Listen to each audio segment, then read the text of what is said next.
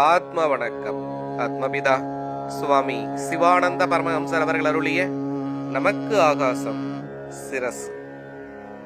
சிரஸ் இல்லையானால் ஆகாசம் என்றோ ஆதி என்றோ அந்தம் என்றோ யாதேனும் உண்டா? இல்லை. எல்லா நிலைமைகளும் எவ்விடமிருந்து உண்டாகின்றன?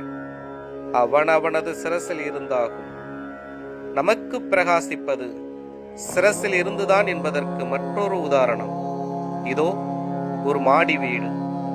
இந்த வீட்டிற்கு கீழடுக்கு மேல் அடுக்கு, இப்படி இரு அடுக்குகளும் உள்ளிருந்தே மேல் அடுக்கிற்கு செல்ல ஓர் ஏணியும் உள்ளன. அந்த அடுக்குகளில் கீழ் அடுக்கில் உள்ள அறையில் உள்ளே இரவில் மிக பிரகாசமாகிய ஒரு விளக்கை ஏற்றி வைத்து அந்த அறையின் கதவுகளையும் ஜன்னல்களையும் மூடிவிட்டு ஏணி வழி மேலடுக்கிற்கு செல்லுகிறோம். அங்கேயுள்ள அறைக்கு ஒரு ஜன்னலும் அதற்கு 2 கதவுகளும் உண்டு. அந்த கதவுகளை திறந்து ஜன்னலின் வழியாக வெளியில் பார்த்தால் கீழடிக்கில் ஏற்றி வைக்கப்பட்டிருக்கும் விளக்கின் வெளிச்சத்தால் வெளியில் உள்ள யாதேனும் காணுவதற்கு முடியுமா? முடியாது. அதென்ன காரணம்? அந்த வீட்டின் கீழடிக்கில் தான் பிரகாசம் இருக்கிறது. அந்த அறையின் கதவுகளும் ஜன்னல்களும் மூடப்பட்டதனால்தான் வெளியில் இருக்கும் பொருள்களை காண முடியாமல் வந்தது.